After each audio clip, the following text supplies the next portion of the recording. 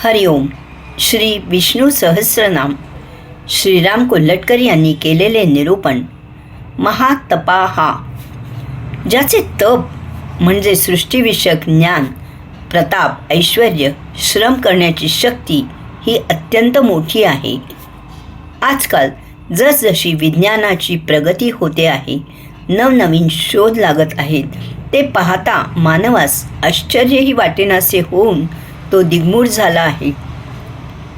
ज्या म्हणून शास्त्रांचा मानव कुतूहल म्हणून अभ्यास करतो आहे, संशोधन करतो आहे, मग ते वैद्यकशास्त्र, खगोलशास्त्र, धातुशास्त्र, इंटरनेट, अग्निबाण, क्षेपणास्त्रे असो, या प्रत्येक शास्त्राच्या शाखेत नवनवीन शोध लागत आहेत.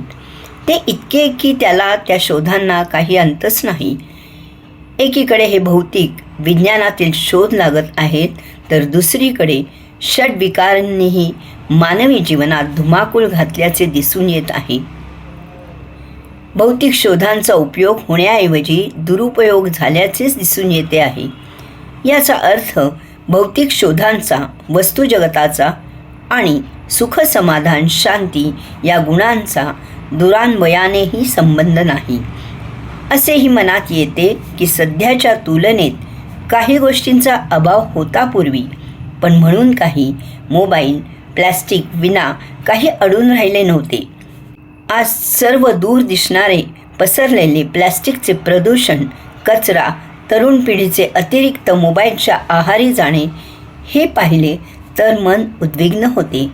असो, कोलंबसने अमेरिका शोधली म्हणा वा ओपॅनहॅमरने अणुबॉम्ब शोध लावला म्हणा, या दोन्ही गोष्टी म्हणजे अमेरिका आणि अणुभंजनाची प्रक्रिया ज्या ब्रह्मांडात अंतर्भूत आहेत, ती दैवी शक्ती किती अगाध, कल्पनेपलीकडे असेल याची कल्पनाच करता येत नाही. मानव भाग्यवान अशासाठी म्हणावासा वाटतो की सृजन, स्थिती आणि भंजन या ब्रह्मांडात पृथ्वीवर चालणाऱ्या गोष्टी तो जाणू शकतो. ज्ञानशक्तीद्वारा या सर्व क्रियांपाठीमागील भगवंताचा उद्देश जाणून घ्यायची त्याला उत्सुकता आहे.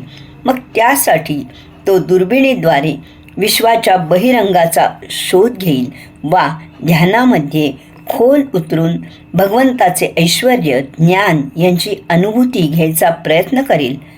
भगवंताच्या प्रत्येक नामापाठीमागे किती खोलवर अर्थ दडलेला आहे, नाही का? हरिओम.